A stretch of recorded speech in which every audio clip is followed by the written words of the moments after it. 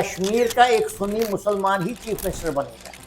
Kashmir was always in the first 1 or 2 or 3 most corrupt states in the country. जो देश इतने पैसे का प्रेशियस फॉरेन एक्सचेंज रिजर्व इसमें खर्च करे कि आपको बाहर से हथियार खरीदने पड़ेगा, वो सुपर पावर कैसे बन सकता है? India is not as yet a super power. Let's be very clear about it. China has been invested in J&K for many years, ever since China took birth. उनका कैप्चर ऑफ तिब्बत हमने recognise नहीं करना चाहिए। जवाहरलाल को बोला गया कि भाई चाइना वहाँ पर सड़क बना रहा है और उन्होंने अक्सर कैप्चर किया है। यूनाइटेड नेशन ने इंडिया को बेवकूफ़ बनाया। सैयद सलाउद्दीन कहाँ रह रहा है? यूके में तो रह रहा है, कई सारे वहाँ रह रहे हैं। You might say that I am secularist, but जो वहाँ वोट करने वाले उनको भी तो सोचना पड़ेगा ना। They don't think like that. उनके लिए हिंदुओं के बारे में बात करना तो नामुमकिन था, वो बात ही नहीं कर सकते। सरकार ने हमारे मुद्दे को दबा के रखा, मीडिया ने कोई कवरेज नहीं करी, कोई मीडिया ने उठाया नहीं इसको। अगर कश्मीर के बारे में कोई भी खबर छप जाती थी, उन दिनों भी वो ये खबर छपती थी कि सिक्योरिटी फोर्स ने ज्यादती कर।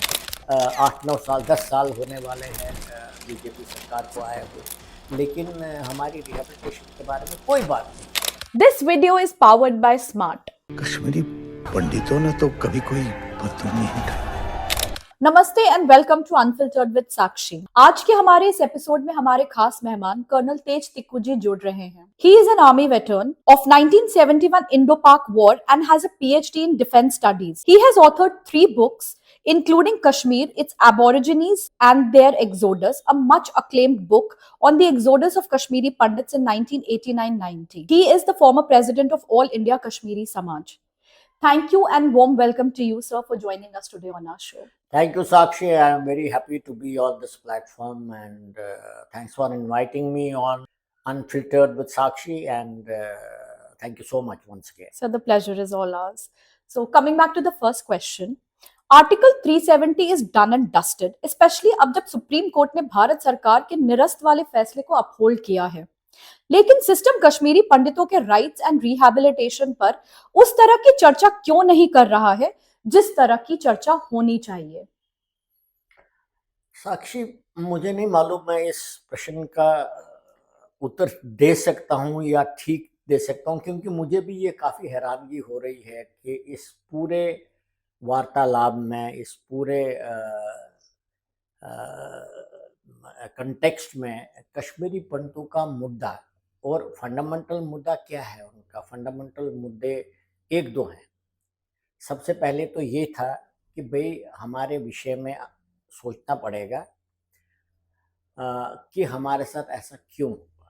और कई कश्मीरी पंडित संगठनों ने कई बार सरकार के सामने ये प्रस्ताव रखा है कि भाई आप एक कमीशन ऑफ इंक्वायरी बिठा दीजिए, जिसमें कम से कम इस बात का पता तो चले कि कौन लोग थे जिन्होंने हमारे साथ हिंसा करी और हमको वहाँ से भगाया। Actually it was ethnic cleansing, पूरा एक ग्रुप ही निकाल दिया गया, specific belonging to specific religion, right, and by all accounts it was a genocide. लेकिन इसके ऊपर किसी ने कोई तवज्जो नहीं दी। And today even the verdict on negating of the Article 370 35A, Supreme Court Justice Honorable Kaul has said that the Commission of Truth and Reconciliation should be established. We are saying the same thing. We Correct. said the same thing. right.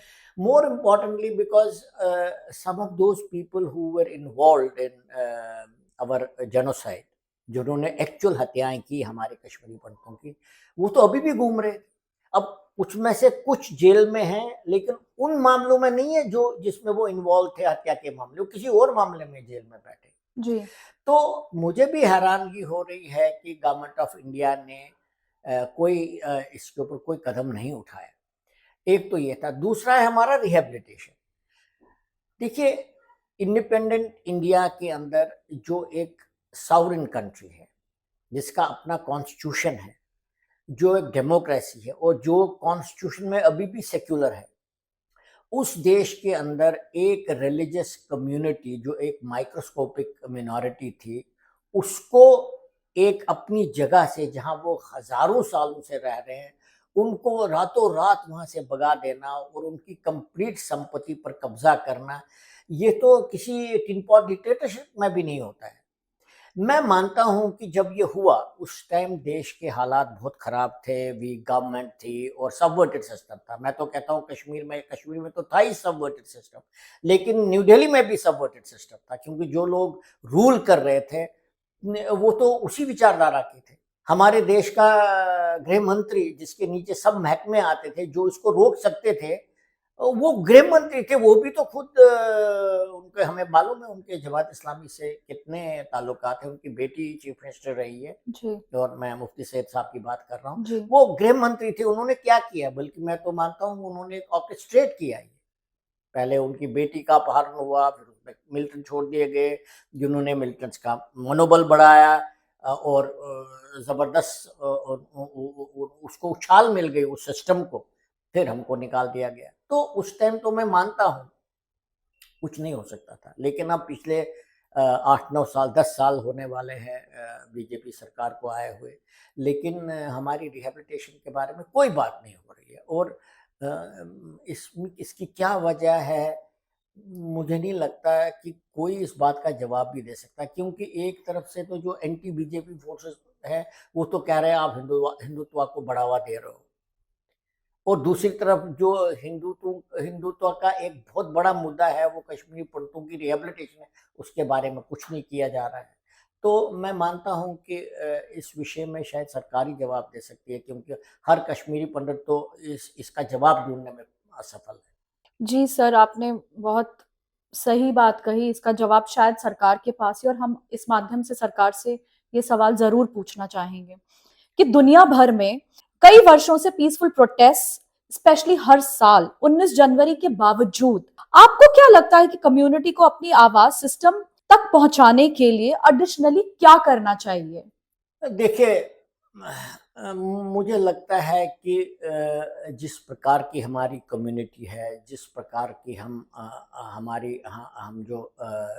जो हमारा status है numerically जितने कम है, मेरे ख्याल से कश्मीरी पंडितों ने तो अपनी तरफ से भरसक प्रयास किया इस चीज़ का। मैं मानता हूं कि अगर कश्मीरी पंडितों ने अपने पलायन के बारे में बात नहीं करी होती तो आज किसी को पता नहीं होता कि कश्मीरी पंडितों का पलायन हुआ है। क्योंकि 1989-90 के बाद उस टाइम और उसके बाद सरकार ने हमारे मुद्दे को दबा के रख दिया है। मीडिया ने कोई कवरेज नहीं करी इसको, कोई मीडिया ने उठाया नहीं इस मुद्दे को। अगर कश्मीर के बारे में कोई भी खबर छप जाती थी उन दिनों भी, वो ये खबर छपती थी कि सिक्योरिटी फोर्सेस ने ज्यादती करी। करेक्ट। कहीं आता ही नहीं थे कि कश्मीरी पंडितों का पलायन हो गया। और इसकी कई सारे कारण थे। एक तो सबसे बड़ा कारण ये था कि हम न्यूमेरिकली बहुत कम थे, बट उससे भी ज्यादा ये था कि हम पॉलिटिकली डिसएम्पावर्ड थे। हमारे पास पॉलिटिकल ताकत थी नहीं, तो कोई हमारे विषय में क्यों बात करेगा। और तीसरी वजह ये थी कि जो सिस्टम जिसके बारे में अभी आपसे मैं बात कर रहा था, सेंटर में जो लोग हुकूमत कर रहे थे, जो मीडिया था, वो सब उस सेक्युलर वादी जिसको बोलते हैं विद इन कोट्स, वो उस विचारधारा का था। उनके लिए हिंदुओं के बारे में बात करना तो नामुमकिन था, वो बात ही नहीं कर सकते थे। इसलिए मीडिया ने बात नहीं करी, फॉरेन प्रेस ने वही पिकअप किया। जो लोग हुकूमत कर रहे थे, not only in 1989-90 but at least 2014, right. वो उसी विचारधारा के थे। तो सिविल सोसाइटी में ये बात पहुंची नहीं, मीडिया ने इसको पिकअप नहीं किया। जुडिशरी भी इसी बात को आगे लेकर बढ़ गई और अभी जुडिशियल वर्डिक्ट जो आए कि हमारे विषय को नहीं, बहुत देर हो गई। तो वो सब इसी विचारधारा के सब लोग हिंदुस्तान में थे। तो हमारा मुद्दा तो बिल्कुल कार्पेट के नीचे, it was washed away under the carpet. और अगर इसके विषय में किसी ने बात करी, वो कश्मीरी पंडित ही थे। और किसने इसके विषय में बात करी? किसी ने इसके विषय में बात नहीं करी। बीजेपी के कुछ लोगों ने बात करी, आरएसएस के कुछ लोगों ने बात करी, लेकिन वही सोशल लेवल पर बात करी। पॉलिटिकल कंटेक्स्ट तो किसी ने दिया ही नहीं। तो मैं मानता हूं कि कश्मीरी पंडित जितना भी कुछ कर सकता था उन्होंने किया, और वो एक वजह है कि अब कम से कम कुछ लोगों को अब मालूम है कि कश्मीरी पंडितों के साथ क्या हुआ। और मैं ये भी कहना चाहता हूँ, कश्मीरी पंडित सिर्फ इंडिया में नहीं, जम्मू में नहीं, दिल्ली वगैरह, जयपुर, जहाँ जहाँ भी हो गए वही नहीं, लेकिन हमारे जो बाहर विदेश में कश्मीरी पंडित, क्योंकि काफी सारी फैमिली तो बाहर चली गई, उन्होंने भी वहां पर ये मुद्दा उठाया। लेकिन बदकिस्मती की बात ये थी कि हिंदुस्तान के सरकार ने और हिंदुस्तान के सिस्टम ने हमारा साथ नहीं दिया, लेकिन उसके बावजूद ये हमारी वजह थी कि एक कश्मीर फाइल्स पिक्चर बनी और उसने काफी सारी इस विषय में जागृति पैदा करी लोगों के अंदर, और वो एक पिक्चर थी जो इस मैसेज को पूरे भारत में उसने फैला दिया। तो मैं मानता हूं कश्मीरी पंडित जितना कुछ कर सकता था उसने वो किया, क्योंकि आप देख लीजिए कश्मीरी पंडित वहां से निकाल दिया गया था जी। हमारी 2 जनरेशन तो तकरीबन खत्म ही हो गई। दे लॉस्ट एवरीथिंग, घर, Correct. मकान, जायदाद, बाग बगीचे, everything they lost. Despite that उन्होंने पूरा अपना फोकस अपने फ्यूचर जनरेशन पर दिया। और आप जैसे लोग जो मेरा इंटरव्यू ले रहे हैं, you are also a product of that efforts put in by those people, great people I would say them. They overcame that adversity, educated their children who are doing very well today. मुझे लगता है इससे अलावा और कुछ नहीं हो सकता था, कश्मीरी पंडित कुछ और नहीं कर सकता था उस सिस्टम में जो उस वक्त इंडिया के अंदर प्रोवेलेंट था। सर, कहीं ना कहीं हम टैंजिबल जो नुकसान हो उसकी तो बात कर पाते, लेकिन जो इंटैंजिबल नुकसान हो उसकी तो शायद ही कभी कोई उसका जो इवैल्यूएशन है उसको शायद ही हम कभी कर पाएंगे। एब्सोल्युटली, इसमें कोई दो राय तो है ही नहीं। इंटेंजिबल जो हमारे साथ हुआ है उसकी पूर्ति तो कभी हो ही नहीं पाएगी, क्योंकि वो ऐसी चीज है जो जिसका साइकोलॉजिकल इफेक्ट होगा, जो सदियों तक चलता रहेगा। And I agree with you that tangible at least can be seen, intangible cannot even be seen. It's all abstract, it is in your mind, and it affects your day-to-day living. I agree with you. Absolutely, sir. So, government को supreme court के 30 सितंबर 2024 से पहले जम्मू कश्मीर में चुनाव कराने का निर्देश दिया गया है, और इसी पर्सपेक्टिव में भारत सरकार ने विधानसभा में कश्मीरी पंडितों के लिए 2 सीट्स रिजर्व रखी हैं। असेंबली इलेक्शंस के पॉइंट ऑफ व्यू से कम्युनिटी के लिए इसका क्या महत्व है, क्योंकि हम 1990 से एग्जाइल में रह रहे हैं और कश्मीर से अपना वोट नहीं डालते हैं। I think ये रिजर्व नहीं है, नॉमिनेटेड है। So there is a difference between reserved and nominated. In reserved constituency, you have to fight the elections. In the nominated, you will be nominated by the central government. Okay. So Kashmiri Pandit election लड़कर अपनी reserve constituency से नहीं elect होकर जाएगा, वो nominate होगा। और reserve होने का तो मतलब ही नहीं है जो आपने कारण बताया, क्योंकि जब हम वहां है ही नहीं तो वोट देने कौन जाएगा। तो ये नॉमिनेटेड है। और अब दूसरी बात ये भी है जो आपने इसका मुद्दा उठाया कि एग्जाइल में हम हैं, और क्या वो नॉमिनेटेड लोग हमारी बात कर पाएंगे, क्योंकि जो नॉमिनेट करेगा तो उनको उन नॉमिनीज को उस पार्टी के मापदंडों पर उतरना पड़ेगा, बिकॉज उन्होंने तो नॉमिनेट किया। Correct. तो वो किस हद तक हमारा पक्ष रखेंगे असेंबली के अंदर, तो ये तो it's a matter of debate. लेकिन चलो कुछ तो हुआ, क्योंकि देखिए मैं आपको इसका एक बैकग्राउंड देता हूं।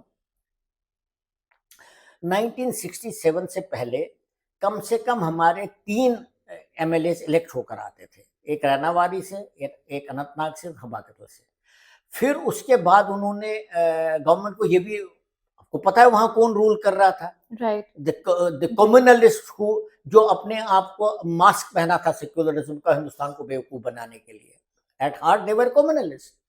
उनको ये अच्छा नहीं लगा कि इनके पास 3 सीट चली जाएगी, तो उसके बाद उन्होंने जेरीमैंडरिंग करी, तोड़ दिया उन कॉन्स्टिट्यूशन को। एक जो कश्मीरी पंडित बहुल क्षेत्र था उसको तोड़ करके कहीं और मिलाया।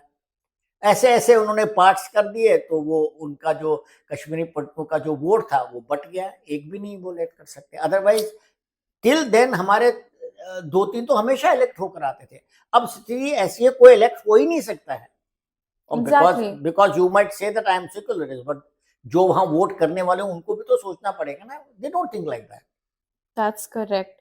सो क्या हमारी जो सरकार है वो कम्युनिटी को डिजिटल वोटिंग का अधिकार नहीं दे सकती है? देखिए, ये सरकार के ऊपर नहीं है, ये इलेक्शन कमीशन का मुद्दा है। Okay. और इलेक्शन कमीशन के रूल्स जो हैं बहुत मुश्किल हैं बदली करना। इलेक्शन कमीशन के जो रूल्स हैं, क्योंकि आप हमको डिजिटल वोटिंग का अधिकार देंगे, ये हिंदुस्तान इतना बड़ा देश है, भारत इतना बड़ा देश है और इतनी समस्याएं हैं इधर, तो आप कैसे ये यकीन कर सकते हैं कि हमने कश्मीरी पंडितों को दिया तो बाकी नहीं डिमांड करेगा? तो उनको काफ़ी सारा सोचना पड़ता है डिजिटल वोटिंग के लिए।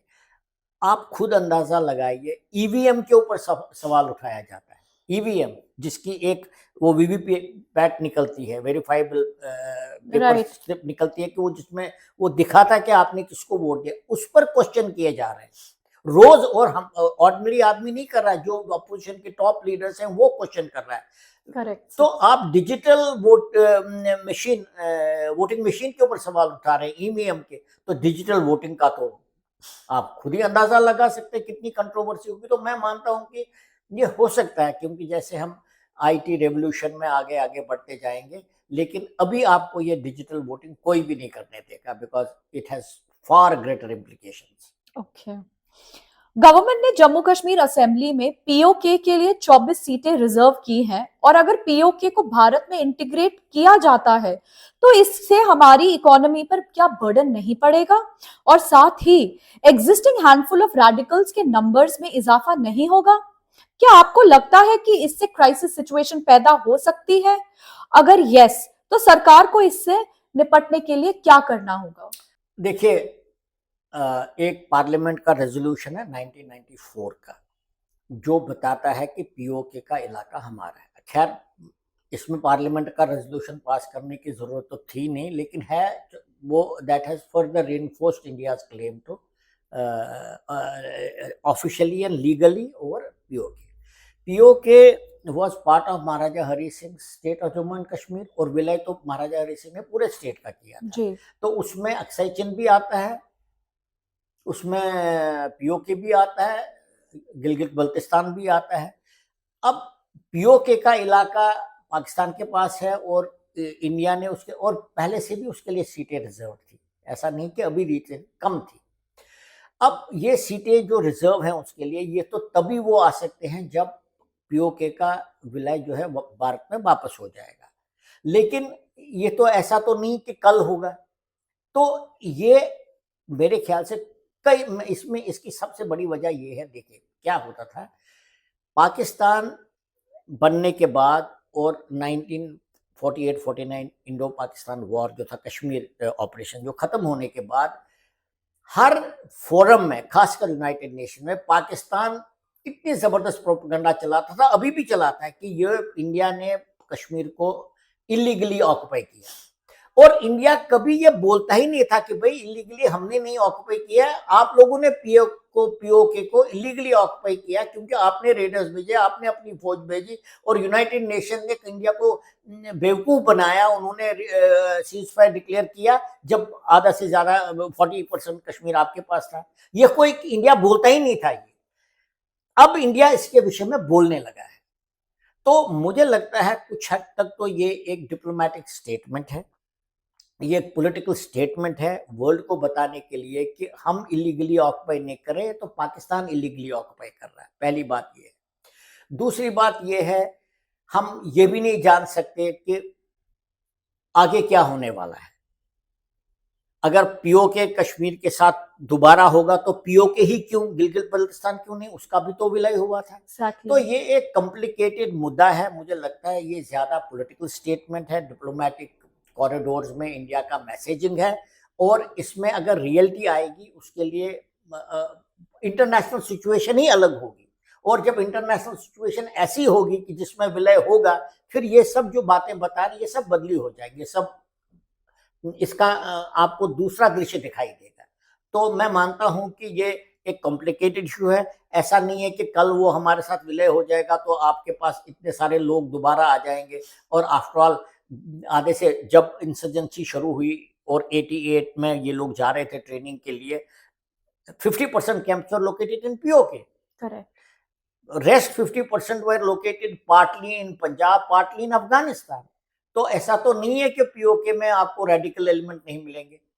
आफ्टर ऑल ये सैयद सलाउद्दीन कहाँ रह रहा है? पीओके में तो रह रहा है, कई Right. सारे वहां रह रहे हैं। राइट। तो आपका क्वेश्चन ठीक है कि हम किसको विलय करा रहे हैं। आपका कश्मीर में रेडिकलिज्म के लिए बहुत थोड़ा सा अभी काम हो रहा है, डी रेडिकलाइज हो रहा है, जी। कुछ हद तक हमें कामयाबी मिली है। लेकिन अगर आप वहां से रेडिकल एलिमेंट लाओगे तो फिर आपका तो you will be back to square one.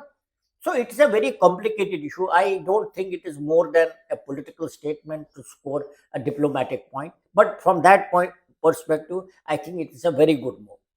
Sir, आपको क्या लगता है कि हाफिज सईद की जो अभी भारत ने एक्स्ट्रेडिशन की मांग की है, वो भी उसकी टाइमिंग पर आप क्या बोलेंगे? क्योंकि अभी पाकिस्तान और भारत दोनों में इलेक्शंस होने वाले हैं। The question is why now? देखिए, ये जितनी भी चीजें इंडिया पाकिस्तान के बीच में होती हैं, ये इंटरनेशनल परिस्थिति को नजर में रखते हुए ये सब काम किया जाता है। पहले इंडिया और पाकिस्तान के बीच में कोई एक्स्ट्राडिशन ट्रीटी नहीं है। इंडिया को भी मालूम है एक्स्ट्राडिशन ट्रीटी के बगैर वो कभी उसको हमें देंगे ही नहीं, अगर होती भी तब भी नहीं देते। क्योंकि हाफिज सईद है कौन? Hafiz Saeed is a creation of Pakistan Army. Pakistan Army rulers of Pakistan. He is not just a creation of the army, he is a strategic asset. उन्होंने तो खुद ही बोला है, कई बार बोला है कि ये जितने भी तंजीमें हैं वहां पर, एक्सट्रीमिस्ट एलिमेंट है, रेडिकल एलिमेंट्स है, जहादीज है, ये स्ट्रेटेजिक एसेट्स हैं जो इंडिया को उन्होंने यूज किया to give India 1000 cuts, to bleed us from 1000 cuts, so that we keep bleeding. तो उनका तो मानना है, तो वो तो देंगे नहीं उसको। लेकिन हमने अभी क्यों मांगा, इसकी एक दो कारण है इसके। सबसे पहले कारण तो ये है कि इंडिया और अमेरिका का स्ट्रेटजिक जो जॉइंटनेस है, that is increasing because for various international strategic geopolitical considerations, India and America is getting closure. और आपको मालूम है कि मुंबई 26/11 अटैक में 6 अमेरिकन भी मारे गए थे, और उसके ऊपर $2 करोड़ का $20 billion prize is on Hafiz Saeed से। अब इंडिया ने इस समय क्यों किया? पहली वजह तो ये है क्योंकि उनको मेन स्ट्रीम करने के लिए they have allowed him to fight the elections. Right.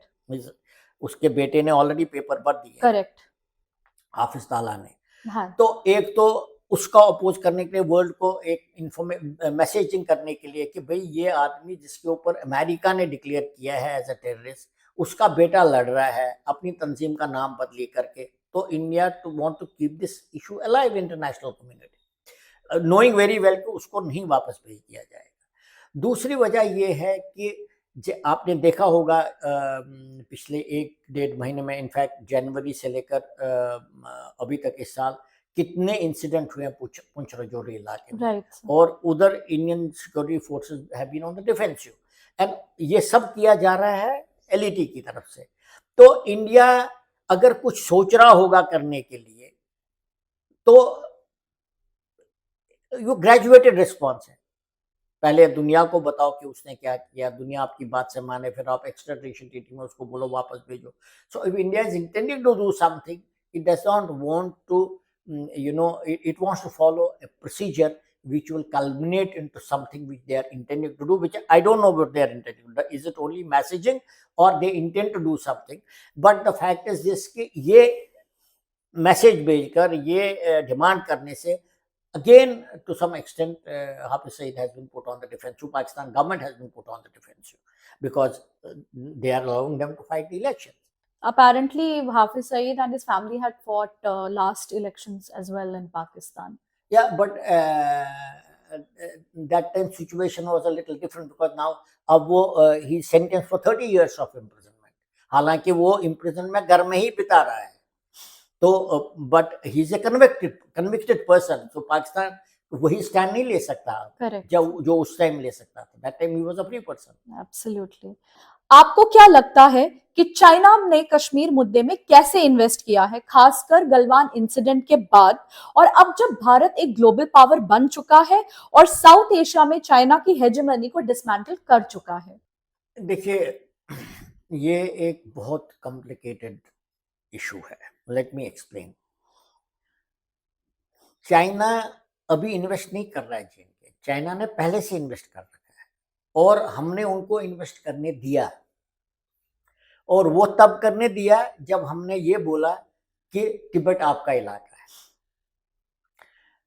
आपको शायद इस बात का तो ज्ञान होगा ही कि महाराजा हरि सिंह ने जब जम्मू कश्मीर का विलय भारत के साथ किया था, वो ट्रीटी जो है उसमें तिब्बत भी है शामिल। जी सर। क्यों तिब्बत शामिल है? क्योंकि एक स्टेज में तिब्बत डोगरा रूलर्स का एक बाग था, लद्दाख, तिब्बत पूरा, क्योंकि जनरल जोरावर सिंह ने वो कैप्चर किया था। और जनरल जोरावर सिंह के को तिब्बत से लामाज आकर, लासा से लामाज लाकर जब उन्होंने देखा कि किसी ने हमारी टेरिटरी, उन्होंने वापस हमला किया उस पर, जिसमें जनरल जोरावर सिंह की मृत्यु हो गई। लेकिन फिर महाराजा गुलाब सिंह ने अपनी फौज दोबारा भेजी और फिर एक को भगा दिया, वो ट्रीटी साइन हो गई। तो हमारा तो 1951-52 तक वहां पर एक काउंसिल जनरल होता था। जब चाइना ने इमीडिएटली आफ्टर रेवोल्यूशन अक्टूबर 1950 में तिब्बत में हमला किया, तो हमें उनको अपोज करना चाहिए था, या उनकी हेजेमनी को या उनका कैप्चर ऑफ तिब्बत हमने रिकॉग्नाइज नहीं करना चाहिए, लेकिन हमने रिकॉग्नाइज किया। जब आपने उनको, उसके हेजेमनी को रिकॉग्नाइज किया, उनकी सॉवरेनिटी को तिब्बत के ऊपर रिकॉग्नाइज किया, फिर उन्होंने ये बोला कि भाई तिब्बत की तो बाउंड्री आपके साथ ना डिमार्केटेड है ना डिलिनेटेड है, हम तो अब आगे जाएंगे। This is exactly what they are doing. जिस वजह से उन्होंने आपसे अक्साई चिन्ह ले लिया, और अक्साई चिन्ह का सॉरी काम लेने का काम उन्होंने किया था 1956 में, 55 में, जब वो 210 हाईवे बनी थी लिंकिंग सिंजान विद लासा। तो उस टाइम में हमने कदम उठाने चाहिए थे, लेकिन हमने वो जो हो रहा था वहां पर उसकी अनदेखी की। जवाहरलाल को बोला गया कि भाई चाइना वहां पर सड़क बना रहा है और उन्होंने अक्साई चिन्ह को कैप्चर किया है, उसने और कृष्णा मेनन ने बोला कि नहीं, ये जो इंपीरियलिस्ट थ्योरी है, और बाद में पता चला ये सच है। तो ऐसा नहीं था कि इंडिया को मालूम नहीं था, इंडिया को मालूम था, लेकिन कोई अटेंशन उसके ऊपर नहीं दिया गया। और जब ये मिलिट्री इंटेलिजेंस ने एक बहुत ही स्पेशल ऑपरेशन से वो पता किया था, वो अगर आप मेरी किताब पढ़ेंगे तो उसमें पूरा वर्णन है इस चीज़ का। जब उन्होंने कंफर्म किया कि नहीं, चाइना ने अक्साई चिन का इलाका कैप्चर किया है, और मिलिट्री इंटेलिजेंस और चीफ, आर्मी चीफ ने डिफेंस मिनिस्टर के पास जाकर उनको बोला कि भाई ये सच्चाई है, they have already come into your territory, they have captured Aksai Chin, और उन्होंने रोड भी बना लिया है। तो कृष्णा मेनन और नेहरू दे वर ऑब्सेस्ड विद इंपीरियल थ्योरी, तो उन्हें बोला ये तो CIA की, ये तो अमेरिकन इंपीरियल थ्योरी है, nothing like this has happened. फिर 59-60 में उन्होंने एक्सेप्ट किया, पार्लियामेंट में ऐसा हुआ है।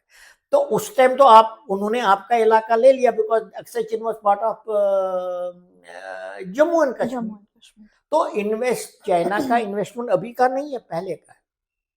नेक्स्ट was in 1963, जब पाकिस्तान ने उनको शख्स-काम का इलाका, nearly about 5,000, just over 5,000 square kilometers of territory was handed over to in 1963 by Pakistan to China, जिसके बदले में उनको चाइना से न्यूक्लियर नो-हाउ मिल गया।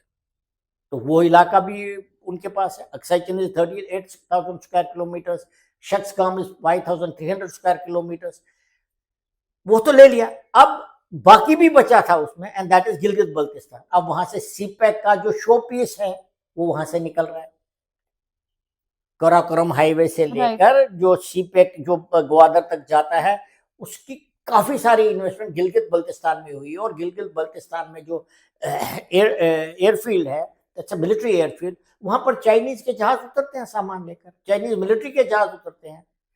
सो they are already there, they have already invested in JNK। In fact मैं तो आपको ये भी बताना चाहता हूँ, मेरी अपनी रीडिंग ये है कि पाकिस्तान के ऊपर जब प्रेशर बन रहा था गलवान के टाइम में, उससे पहले, बिकॉज पाकिस्तान की हालत बहुत खराब थी, पॉलिटिकली दे वर अनस्टेबल, और इंडिया ने एक दो स्टेटमेंट भी दी थी कि हम POK को वापस ले लेंगे। चाइना ने गलवान किया, राइट, गिलगित को एक्टिवेट किया।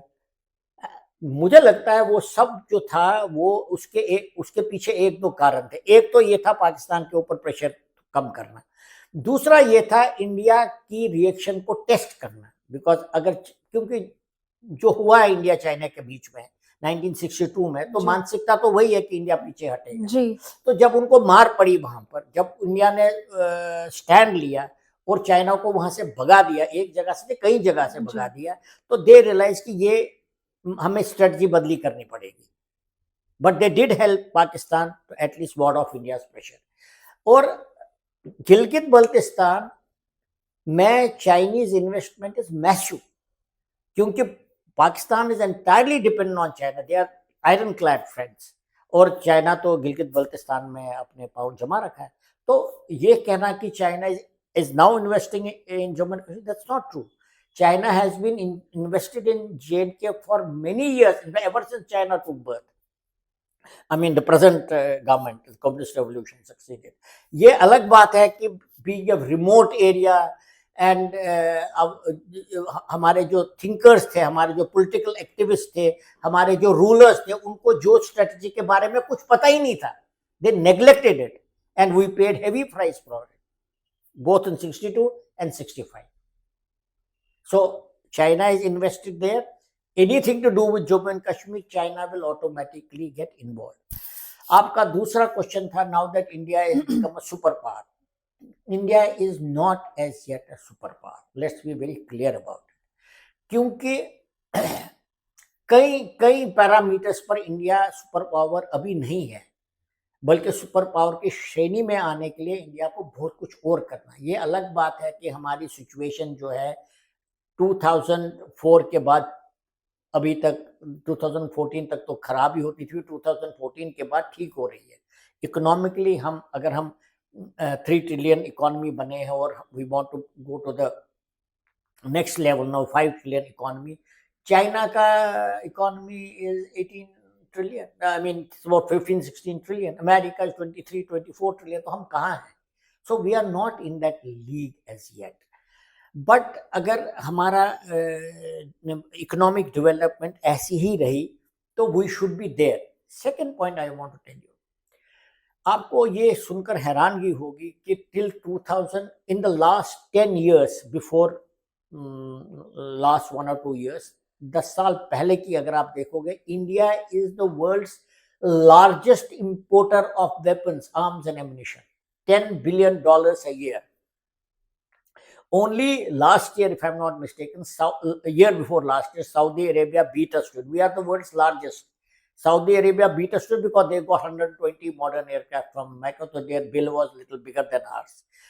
तो जो देश इतने पैसे का प्रेशियस फॉरेन एक्सचेंज रिजर्व इसमें खर्च करे कि आपको बाहर से हथियार खरीदने पड़ेगा, वो सुपर पावर कैसे बन सकता है? सिचुएशन अब चेंज हो रही है। अगर आज आपकी कल की स्टेटमेंट देखेंगे तो India has now started exporting weapon, क्योंकि हमने nearly 300 parts, armament parts, we have stopped importing. हमारे सब प्रोग्राम जो थे, DRDO के प्रोग्राम जो थे, वो सब होल्ड पर थे। तेजस होल्ड पर था, हमारा main battle tank Arjun hold पर था, हमारे कई मिसाइल प्रोग्राम्स होल्ड पर थे। मिसाइल तो तकरीबन ठीक चल रहा था क्योंकि वो उसका अलग एक ऑटोनोमस है वो ऑर्गेनाइजेशन, लेकिन DRDO के अब राइफल नहीं थी हमारे पास जो हम खुद बना सकते थे। हमने इंसास बनाया, वो भी फेलियर था। So what I am trying to say is this, India को सुपर पावर की श्रेणी में आने के लिए भी बहुत मेहनत करनी पड़ेगी, बहुत मेहनत करनी पड़ेगी, बहुत प्रोग्रेस करनी पड़ेगी। Yes, one thing is there, we are on that road to becoming, but it's going to take a lot of time. Absolutely, sir. Like they say, construction takes time and destruction is easy. So, Absolutely. but any which ways, we are happy at least एक positive दिशा की ओर हम चल तो पड़े Yes. हैं, and we will definitely hope कि इंडिया, भारत उस पोजीशन में को जल्द से जल्द अचीव करे. Absolutely. So coming back to Article 370 again, what according to you are the three most prominent changes that its abrogation has ushered in? सबसे बड़ी चेंज तो ये है, सबसे बड़ी चेंज तो ये है कि वायलेंस काफी हद तक कम हुई है वहां पर कश्मीर में.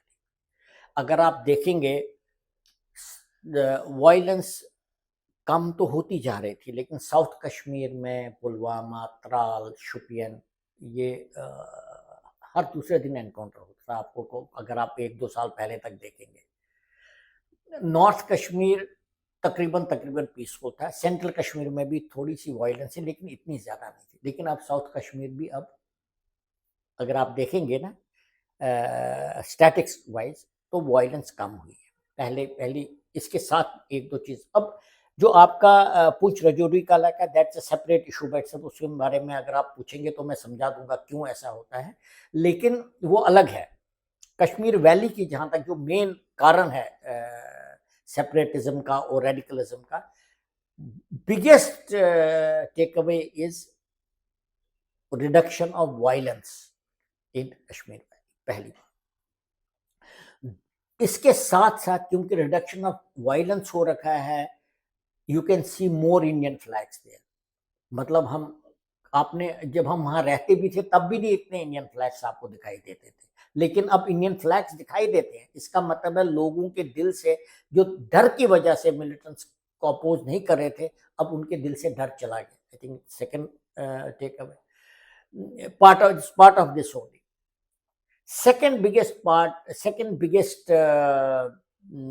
टेक अवे इज, वहाँ जो सरकार ने पंचायत और डीडीसी इलेक्शन करा लिए ना, वो एक बहुत बड़ा टेक अवे है. क्यों, मैं आपको बताता हूँ. पहले क्या होता था, असेंबली के अंदर हमारी 75 लोग होते थे, उसमें से 40 वैली के होते थे. तो आपकी पूरी political power and financial power used to be with them. Correct. और आपको शायद ये जानकर हैरानगी नहीं, आपको पता ही होगा कि पिछले कई सालों से, before article 370 and before that also, Kashmir was always in the first 1 or 2 or 3 most corrupt states in the country. हमेशा. एब्सोल्युटली. पैसा जात और वहां पर कोई सुनवाई नहीं होती थी. मतलब आपने पैसा भेजा, कहाँ गया पता है. We know where it used to go. After all 2 ही फैमिली ने तो वहां रूल किया. Correct sir. वो कहाँ जाता था, लोगों के पास जाता नहीं था.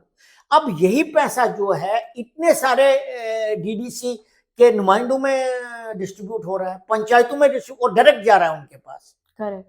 तो इस वजह से that economic pie which India used to send earlier and which would go only to few pockets, that is widely spread. This is another takeaway. So with the result कि लोगों में बेचैनी नहीं है. पहले करप्शन ज्यादा था, कुछ लोग खाते थे, लोगों की आवाज नहीं थी. इसके साथ साथ मैं एक और चीज भी आपको बताता हूं. जो बीजेपी सरकार ने महबूबा मुफ्ती से अपना सपोर्ट विड्रॉ किया, that has been the most, I would say, as big a strategic step by India as removal of Article 370. आप मुझे बोलेंगे कैसे? राइट. उसका सबसे बड़ा कारण ये है, उस टाइम तक किसी के पास हिम्मत नहीं थी कि वो कश्मीर सेंट्रिक पॉलिटिकल पार्टीज को, जो जिसके चीफ मिनिस्टर रहे हैं, उनको ये बोले कि हम आपके साथ हाथ नहीं मिलाएंगे. आपने एक्सेप्ट किया हुआ था ये डिफैक्टो एंड डिजोर कि कश्मीर का एक सुन्नी मुसलमान ही चीफ मिनिस्टर बनेगा, ताकत उसी के हाथ में होगी. तो ये पहली बार था जब आपने बोला कि नहीं, हमें नहीं चाहिए, आप जाइए, हम यहाँ पर गवर्नर रूल लगाएंगे और उतनी देर तक लगाएंगे जितनी देर हमारी मर्जी है. इससे क्या हुआ, तो एक तो मैसेजिंग चला गया कि जो एक धारणा बनी थी कश्मीर की, हिंदुस्तान हमेशा हमको अपीज करता है, डरता है, हमसे डरता, हमारी प्रोटेस्ट से डरता, वो खत्म हो गया. दूसरा इसका एक बहुत बड़ा एक फायदा ये था कि कश्मीर सेंट्रिक जो पॉलिटिशियन थे, जो दिल्ली में अलग बात करते थे, जम्मू में अलग बात करते थे, उधर अलग बात करते थे, वो दे बिकेम इररिलेवेंट. क्योंकि उनके Correct. पास कई सालों से पॉलिटिकल पावर नहीं है। जब आपके पास पॉलिटिकल पावर नहीं है, यू आर रेंडर्ड इरेलेवेंट। तो फारूक अब्दुल्ला कुछ भी बोले, अब वो बोलता है वहां गाजा बनेगा। भाई गाजा कैसे बनेगा? गाजा तुम ही नहीं बनने दोगे, क्योंकि करोड़ों की संपत्ति तुम लोगों ने बनाई है, बंगले में आपके हैं, आलीशान बंगलों में रहते, तो आप गाजा कैसे बनने दोगे? आप रेफ्यूजी बनना चाहते हो क्या? आप ही, you yourself are a big guarantee that it cannot. So they have been made irrelevant to the situation. So I think these 2-3 takeaways are very important which we have got from there. And मुझे लगता है जिस प्रकार से अब अगर assembly का election होता है 2024 सितंबर 24 तो करना ही पड़ेगा, बिकॉज सुप्रीम कोर्ट का ऑर्डर है। correct. तो मैं मानता हूं कि अब उनकी जो पॉलिटिकल स्ट्रेंथ है वो इतनी ज्यादा नहीं होगी जितनी उनकी पहले होती थी, जिससे वो टर्म्स डिक्टेट करते थे। और आर्टिकल 370 न होने की वजह से अब हर एक लॉ जो इंडिया में पार्लियामेंट पास करती है वो वहां ऑटोमेटिकली अप्लाई होता है। नहीं तो आप वही लॉ अप्लाई करते थे जो आपके हित में होता है, whether it is urban land seeking or it is mistreating the Dalits and all those people, Absolutely or correct. not giving citizenship to the POK refugees। तो ये इससे काफी सारा बदलाव तो आएगा और होपफुली ये रिफ्लेक्ट होगा इलेक्शन में। तो I think these are all big takeaways. But article 370 हटाने का सबसे बड़ा जो मैसेजिंग था वो ये था कि जो लोग बोलते थे कि अगले 100 साल के बाद भी अगर हम जिंदा होंगे तो आर्टिकल 370 वही रहेगा, कितने भी मोदी आए तब भी नहीं हटेगा। दैट वो जो उनके दिल में वो था ना वहम कि that kind of optimism that it will never be removed, that was removed in just one sense Like- of entitlement था। sense of entitlement and the belief that India is too scared to remove it. That Absolutely. Kashmir will go away if they remove it. खून की नदियां बहेगी, झंडा उठाने के लिए कोई कंधा नहीं मिलेगा। All that nonsense has been negated. And now Supreme Court ने उस पर लीगल मोहर भी लगा दी। It's done and dusted. So correct. I think they better get used to it. And they have got used to it now. No wonder their bitter reactions are the testimony to, you know, since the bubble has burst, so we can see, जैसा आपने already mentioned Frustration. कि ऐसी तैसी democracy, just imagine, and it's so shameful कि जो elected representative जो state को lead कर रहे थे उनके मुंह से ऐसे अभद्र शब्द सुनना, literally it's Yeah. very very shameful. Because the reason is Sakshi, because we were accepting this nonsense. Yes, and also the power, they were the power centers. Yeah. Now, like you We already, made them power centers. now that you mentioned how the power has been decentralized, so that makes all the difference. All the difference. Yeah. And all, of course, like you said, all it took was one powerful leader with that determination, with a strong determination to bust their bubble. So last but not the least, 2 words for the unknown men जो पाकिस्तान में notorious criminals और terrorist का सफाया कर रहे हैं, जिन्हें पाकिस्तानी सरकार संरक्षणा देती है। देखिए, मैं इसमें आप मेरा कुछ, आपको सब लोग यही सोचते हैं कि ये क्योंकि जो भी मारा जा रहा है वो एंटी इंडियन एलिमेंट है और उन्होंने इंडिया में काफ़ी सारी वायलेंस करी। They were involved in many killings in India, whether it was in Pathankot, whether it was in Pulwama, whether it was ambushing CRPF, so many things, we all know that। तो ऐसा एक विचारधारा है कि ये शायद इंडिया करा रहा है, nobody knows। मेरा कुछ दूसरा भी इसके विषय में सोचना है। मैं ये सोच रहा हूं कि शायद ISI खुद ही ये कर रहा है, क्योंकि इतनी क्लीन किलिंग्स जिसके विषय में किसी को पता ही नहीं है और वो ओपनली आ रहे हैं, मोटरसाइकिल पर मार रहे हैं और जा रहे हैं, कोई को पकड़ नहीं सकता है।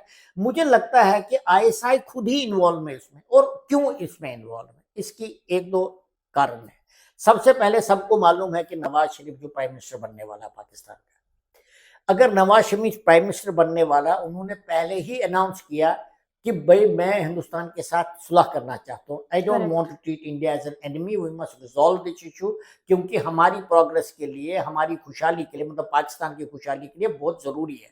He has made a public statement. Correct sir. If that is the case, क्या ये आपके एसेट रहेंगे? नहीं, तो पहले इनको एलिमिनेट करो आप, उससे पहले कि वो प्रधानमंत्री बने। पहली बात तो ये है। दूसरी बात ये है कि it's A double edged weapon. जब आपने उनको स्ट्रेटेजिक एसेट बनाया तो पाकिस्तान तालिबान को भी तो आपने you gave birth to that. Pakistan Taliban ने कितना पाकिस्तान के अंदर कितनी तबाही मचा रखी है, और अफगानिस्तान पाकिस्तान के रिलेशन इतनी खराब हो रखी हैं। तो मुझे लगता है कुछ हद तक शायद ये पाकिस्तान का आईएसआई भी इसमें इन्वॉल्व होगा, नहीं तो ऐसे कैसे हो सकता है कि इतनी क्लीन क्लिंग्स हो रही है, एक भी आदमी को पकड़ा नहीं गया। लोग पाकिस्तान कह रहे हैं इसमें रॉ इन्वॉल्व है, आई डोंट नो, लेकिन क्या दूसरे देश में जाकर 24 अभी तक मारे गए हैं, टॉप नॉचर्स मारे गए हैं, और एक भी आदमी को पकड़ा नहीं गया, क्या वो सिस्टम इसमें इन्वॉल्व नहीं हो सकता है? हो सकता है, बिल्कुल हो सकता but I don't have the authentic information. मैं वही गेस कर रहा हूँ जो which anybody else can guess. Thank you very much, sir, for coming on the show and enlightening us with your thoughts and facts. Thank you very much. Thank you, Sakshi, for having me on your show. Thank Thank you you, very sir. much. God bless.